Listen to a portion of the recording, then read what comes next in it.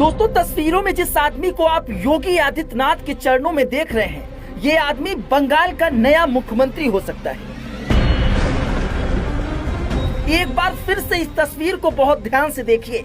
इस वीडियो में आप देखेंगे कि एक आदमी आता है, जूता निकालता है और जूता निकालने के बाद उत्तर प्रदेश के मुख्यमंत्री योगी आदित्यनाथ के चरणों में गिर जाता है।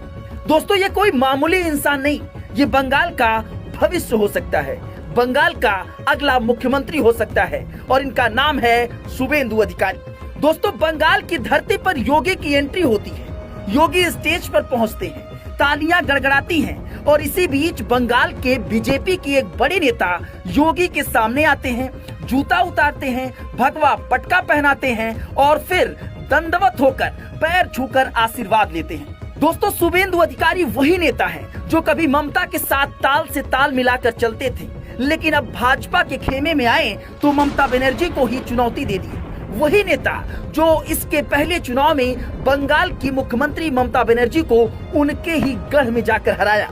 हम आपको शुभेंदु अधिकारी के बारे में पूरी जानकारी दें, उससे पहले पश्चिम बंगाल में योगी की एंट्री का क्रेज देख लीजिए। दोस्तों, बंगाल में योगी का क्रेज आप इसी तरीके से समझ सकते हैं कि मुख्यमंत्री योगी आदित्यनाथ के चरणों में बंगाल के संभावित मुख्यमंत्री खुद नतमस्तक हो रहे हैं और इस तस्वीर ने पूरे बंगाल में बवाल मचा दिया है। योगी के ताबड़तोड़ और तूफानी रैलियों ने ममता बनर्जी की नींद गायब कर दी है। योगी आदित्यनाथ बंगाल में 20 से अधिक रैलियां करने वाले हैं, लेकिन जैसे ही बंगाल में योगी की एंट्री हुई, योगी के कदम जहां जहां पड़े वहां लाखों की भारी भीड़ उमड़ गई, मैदान भर गया, बाहर सड़कें लबालब भर गईं। लोग योगी योगी, जय श्री राम और बुलडोजर के नारे लगा रहे थे। जनता बोलने लगी, बंगाल को योगी जैसा सीएम चाहिए, 7 दिन के लिए योगी दो, बुलडोजर चला दो, ममता हटाओ, जंगल राज खत्म कर दो।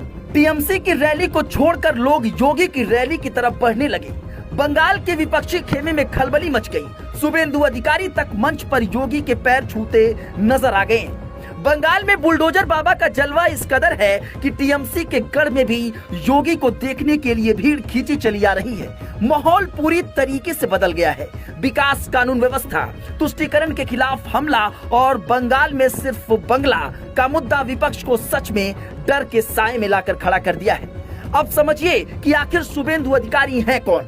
शुभेंदु अधिकारी जो कभी ममता दीदी का दाहिना हाथ थी, एक दिन देखें पार्टी में भतीजे को ताज पहनाया जा रहा है, फिर टीएमसी को टाटा बाय बाय बोलकर निकल दिए और दिसंबर 2020 में बीजेपी में कूद पड़े और 2021 में ममता को उनके ही नंदीग्राम में 1956 वोट से धूल चटा दी।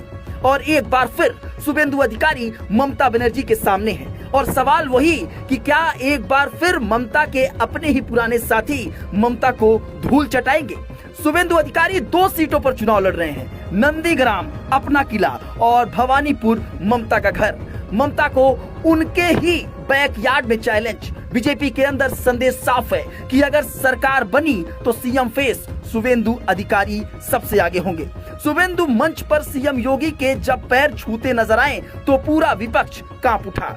दरअसल शुभेंदु अधिकारी का जन्म 15 दिसंबर 1970 को नंदीग्राम इलाके के एक गहरे राजनीतिक परिवार में हुआ।